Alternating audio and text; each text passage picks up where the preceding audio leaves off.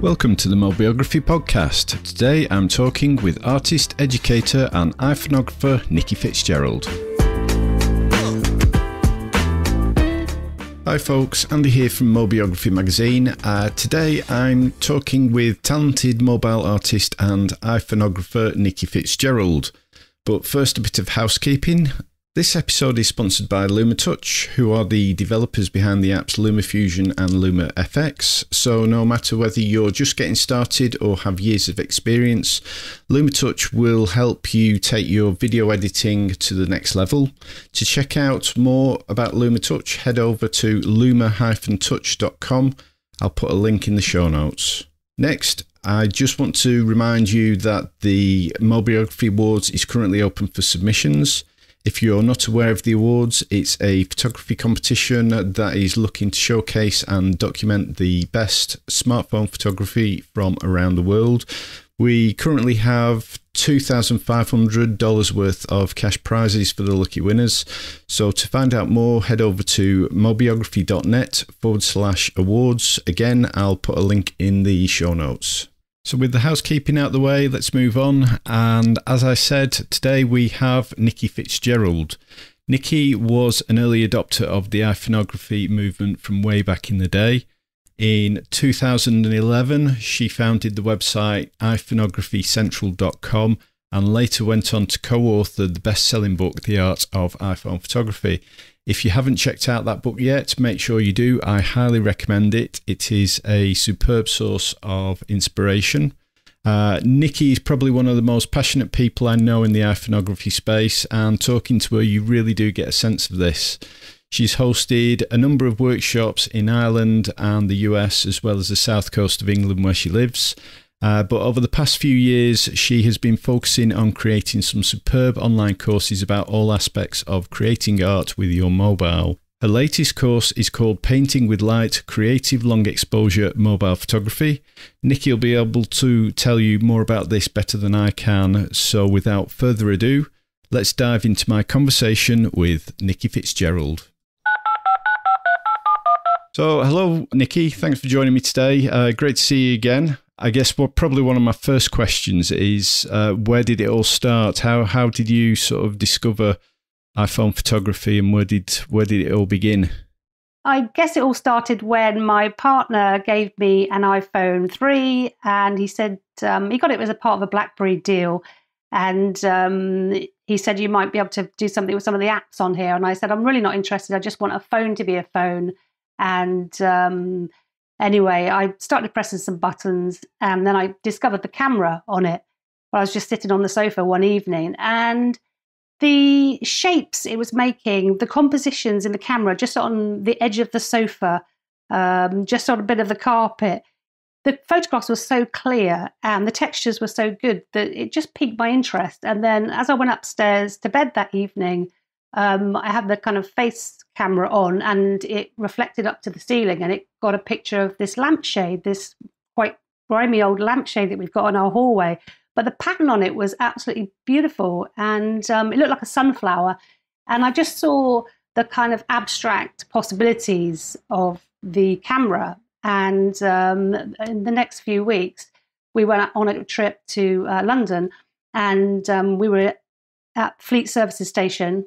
And I was just hanging outside the men's toilets, like I do, waiting for my son and my partner to come out. And as I was waiting, I was just again playing with the camera. And there was some steps right outside with this light shining down. And this guy was going up the steps, and he blocked off part of the light. And it just made this fantastic, almost religious, iconic picture of this guy going up the steps, and the light was beautiful, and leading lines and repetition of the steps. And it really caught my interest, and I took a picture, and from then on, basically I was absolutely hooked, and I started taking photographs in almost every situation possible. It was just incredible what this phone was capable of. And this is back in the early days when the image quality was quite poor. What sort of year would that be? We're talking about 11 years ago, I think now, Yeah. 2009, 2000, yeah, about 2009, yeah. Yeah. And was it because you do a lot more of sort of the arty side now, as opposed to sort of straight photography? You do straight photography, but you're more known for the art side of it. Was there a natural progression from those early days of discovering the camera capabilities of the iPhone and then sort of progressing through into sort of the art side of things? Definitely. I think part of the low quality of the photographs at the time, the sort of low-mo quality, they had a really kind of painterly, textural feel, which really appealed to me because my background is in illustration. And I was really interested in discovering the more arty side of it. And a lot of the apps, like Slow Shutter, for example, could produce really quite painterly looks to the photographs. And I found myself I wanted something more tactile, as much as I love photography, there was just something about the fact that I suppose my creative life started off with drawing and painting. I was being naturally drawn back towards that. And I just started exploring more apps that were more painterly, like Slow Shutter Cam, and then drawing apps like Procreate, and also compositing apps like Superimpose X, or before that, Leonardo. And I started putting these images together, and, because I was a graphic designer for much of my professional life, it was a natural thing for me to explore what was possible there. So, that's what kind of drew me back. But I felt myself all the time wanting to paint more, wanting to draw more, wanting to explore what was possible creatively with both photograph and painting. And at the moment, it's really interesting with the Slow Shutter apps, how it's not like painting and how it's not like a photograph. It's somewhere in between, and I really I think that's unique to iPhone photography and image making, and constantly fascinating. Where do you get your inspiration from? What are the sort of things that catch your eye? Just life. I think, just generally looking at things, absorbing things, whether that's going out for a walk, whether that's watching telly, listening to the news, reading a book, going on Pinterest, but just generally everyday things and experiences, really. Yeah. And, lockdown has obviously, been a massive influence recently on all of our experiences. But I just say life in general is what kind of influences me. And is that where the creative process for you sort of starts with the piece? Is it you sort of see something, it catches your eye, and then from that piece of inspiration, what's the creative process that you generally follow through to sort of get to a finished piece of art? It just comes from, it generally starts with an image, an iPhone image. This might be just a single photograph, or it might be some kind of experimentation I've been playing with, a slow shutter image, or even a composite where I've just been layering images at an abstract background. So it will start with that. And then gradually I'll pull in random images from a camera roll and layer them just as you would on an app like Photoshop, and then just start to see where that takes me. And then and as each image appears on the screen, as I put it there, it seems to suggest another image, and I'll just work with that. So it's it's quite a sort of abstract concept to get used to, but it works. It works for me in terms of image making. Yeah. What generally, you've mentioned a few apps there, but which are your general sort of go-to apps at the minute? And my go-to apps, really, my favorite for slow shutter photography, which I love. I go through phases, where I do different things. I've got the kind of photographic painterly side, which I absolutely adore.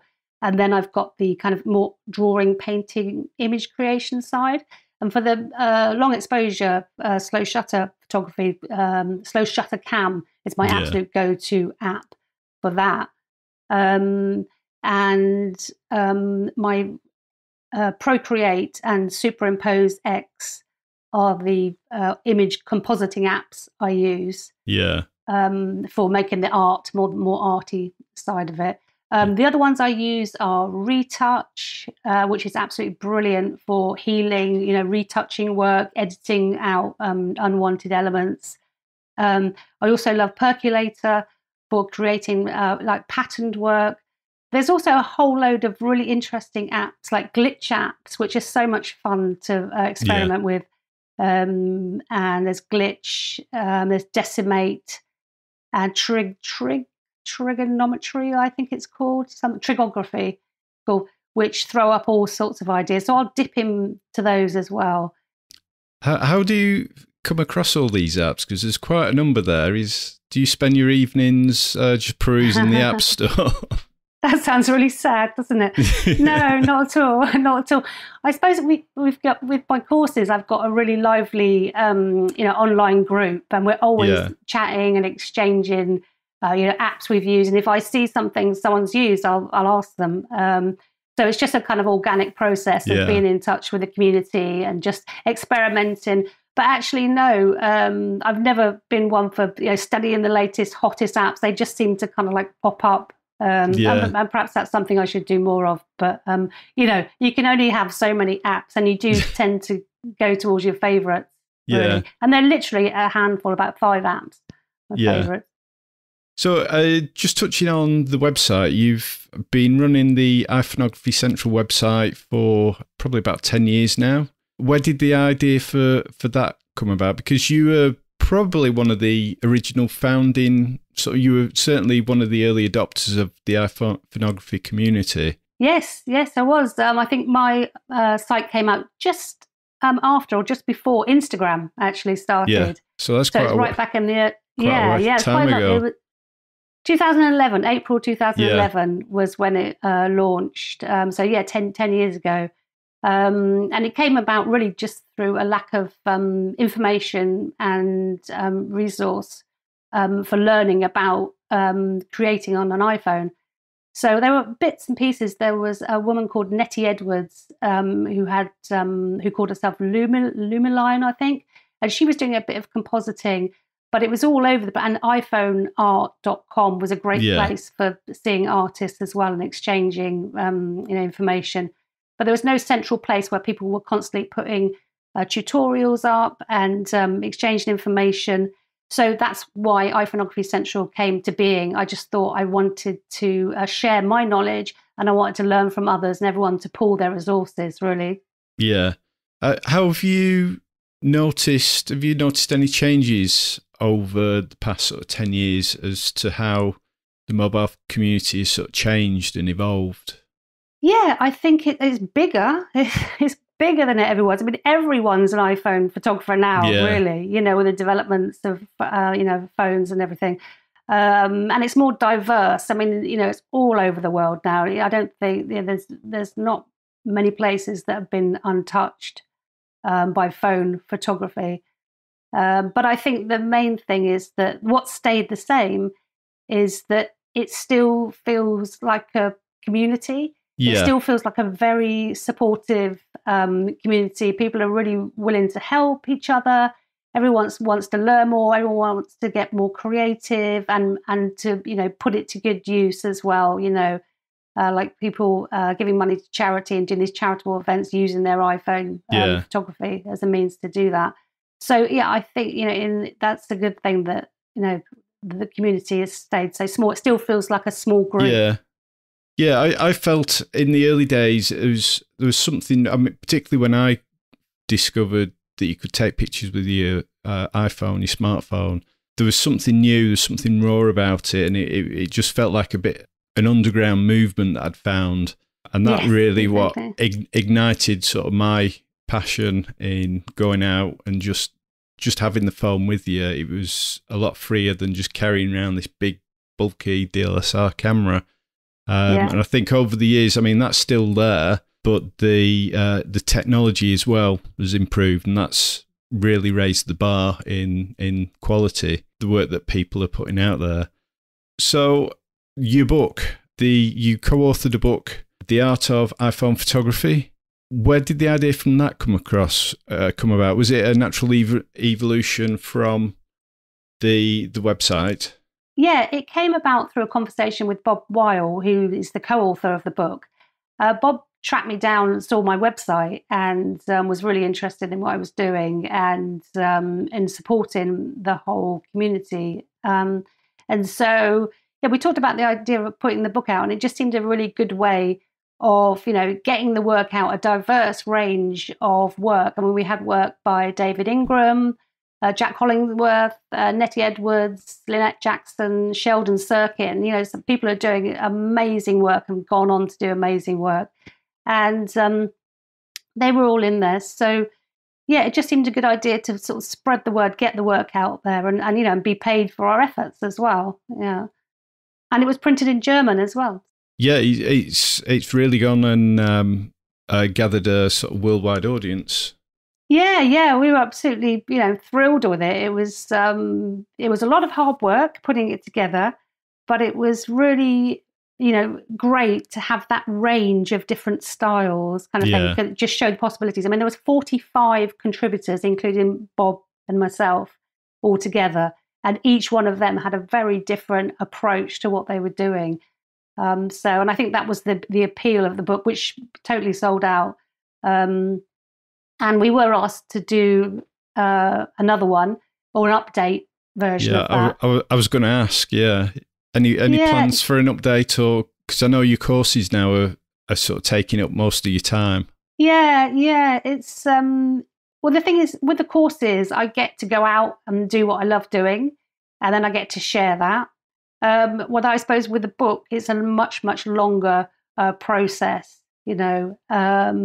and I just think that the courses feel like, for me, they feel that they're more engaging, and I'm more in touch with my audience because I've got a Facebook group where I'm on daily contact. I'm in daily contact with the people that take my courses. So, even though it's not part of the course, I'm giving daily feedback, which I love because it's just you learn so much. From everybody. Yeah, you've just released your latest course. Is it Painting with Light? Painting with Light, yeah. Yeah, slow shutter. Can you tell us a bit more about that and how it's structured and what people can learn from there? Yeah, well, basically, it's long exposure on your smartphone. So it's taking, a photograph over a long period of time to create, different effects like those kind of silky smooth waterfalls that you see, or like spectacular car light trails. And you can use your phone to do this. Android users can follow along with it. Although I do only use my iPhone, I do suggest a couple of apps that Android users can use as well. But basically, it's all the different effects you can get from this amazing technique. Yeah. And I think it's another tool that photographers can use, whether they're in journalism or they're artists or illustrators. It's just got so many kind of like creative possibilities. And so basically, this one is all about shooting long exposure with different apps that I use, Slow Shutter Cam, Moment app. And it's also about the editing, how you can enhance those and bring those out in the editing stages using Snapseed and Lenslight as well. And there's some creative ideas as well, how you can start taking it in a more artistic direction. Yeah. But mainly this is about shooting with the apps, the long exposure apps. Yeah. What's the response been from people as engaging in the courses? Massive enthusiasm. It's just been fantastic. Because I've seen you when you're running the workshops in Ireland, and you always attract a big crowd there, and there's always people interested in, and you can see the enthusiasm there. I'm always surprised because for me it's what I love doing, and it's just so much fun, and it's just so kind of it's just so enjoyable what I do. It's my passion, and to have people come along and share that is just it's such a sort of simplistic idea, but it's such a lovely idea. What would you say are the experience levels of people that are taking the course? Do they range from your very beginner to expert enthusiasts? Yeah, exactly that. And I'm beyond as well. I mean, I have, a professional crowd in their professional audience, which are, lawyers, artists, photographers, and, people who want to just add something extra to what they're doing already. And then right through to hobbyists and folks, completely just starting out, and they just want some inspiration and want to be kickstarted, really. So it's a very broad range. What would your advice be for people with no prior experience of creating art to get started? Because it's the sort of thing that I can imagine can be quite intimidating, knowing where to start and how to approach things. I'd say just start. Just start doing whatever you want to start doing. Start drawing, start photographing. Don't pay any attention to anyone who doesn't encourage you or says anything negative. Pay attention to the people who do give you encouragement. Take classes, whether that's local or online, and just start doing it. You only get one life, and if you're not doing what you really want to do, then it's a little bit wasted, really. And if you enjoy it, what's that got to do with anyone else? So I just say, start doing it. There's always people that are better around you. That they're the people to hang around with, because then you'll learn something from them. And just hang out, go online, find out what gets you really excited. Try and narrow down the photographers, the artists that really inspire you, and try to figure out why you like them. What is it you like about them? And then, there's nothing wrong with copying an artist's style for a while, just to get used to technique, just to warm up, whether that's drawing, painting, photography, copy their style, but then read about other artists, other photographers, visit galleries, try and figure out what they're trying to do. Is there a message in what they're doing? Are they trying to say something? Is there something underlying going on that's something you might want to put into your work? Because you have to make it about yourself, your own perception. You don't want to turn out. I mean, that's one of the things about iPhone, photography. You'll see the same shots, the same things all the time. You have to find your own voice.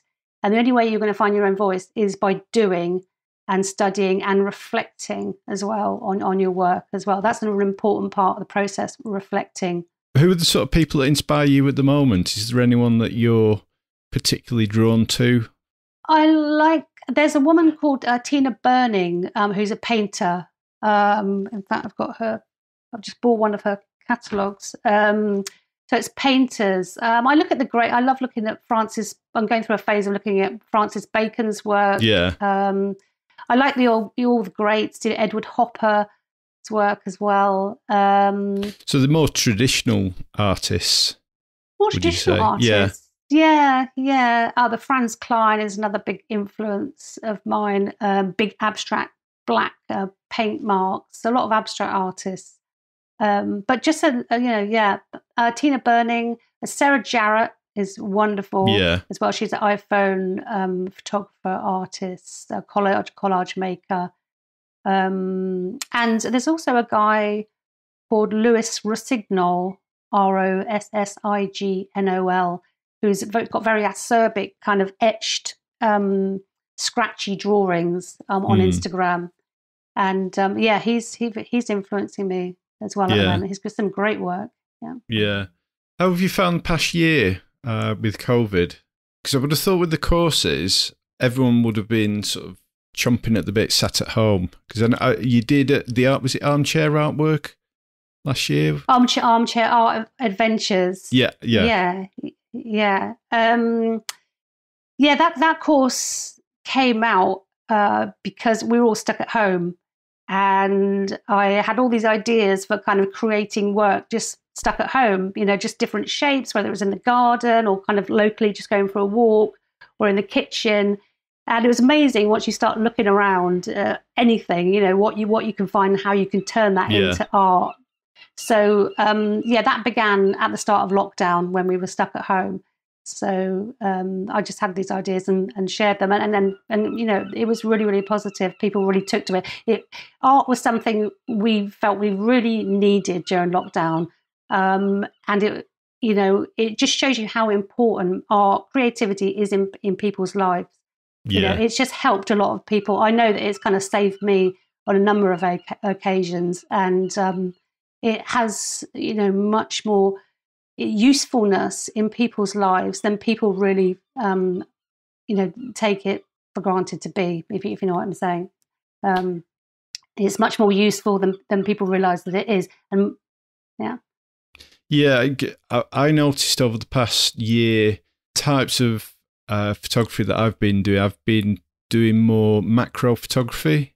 Oh, right, yeah. That I probably would have done ordinarily, simply because with lockdown, we were limited to where we could go. So we were doing the same walk every day. So there's only so many pictures you can take of the same walk every day. So exactly by getting the macro lens out and adding that on, that walk takes on a different sort of feel, because you're then looking at the little flowers or the barbed wire, things like that. It just, the tiny little things, it just really sort of added another sort of aspect to what was becoming quite a mundane walk.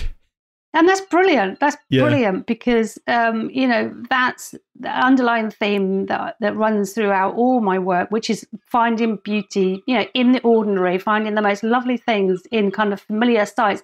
And it's great how that walk, like you say, that you're so familiar with, what else is there to take a photograph of? Come on, we need to go on holiday to get some decent snaps. No, you don't need to go on holiday.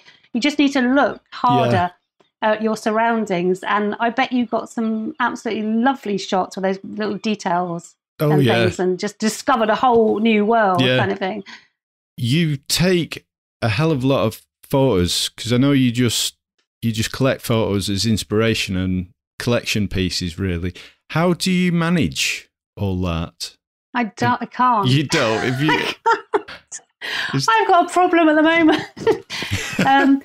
I do manage it as every now and again, but every now and again I have a crisis as well, and I really need to get more on top of it. But I think I'm just like a typical artist. I'm not very organised, and I constantly have to work harder at it, really. My iCloud is full once again, even though I pay the top-notch $6.99 a month for storage. My iCloud is doing weird things to my machine in the last few days. So that's not helpful information, is it? How do I manage it? Yeah, I do. I pay for iCloud. And every now and again, I talk about external storage and then get completely confused. And then I kind of like save it for another day. How do I manage it? I manage my photos in my albums in different groups.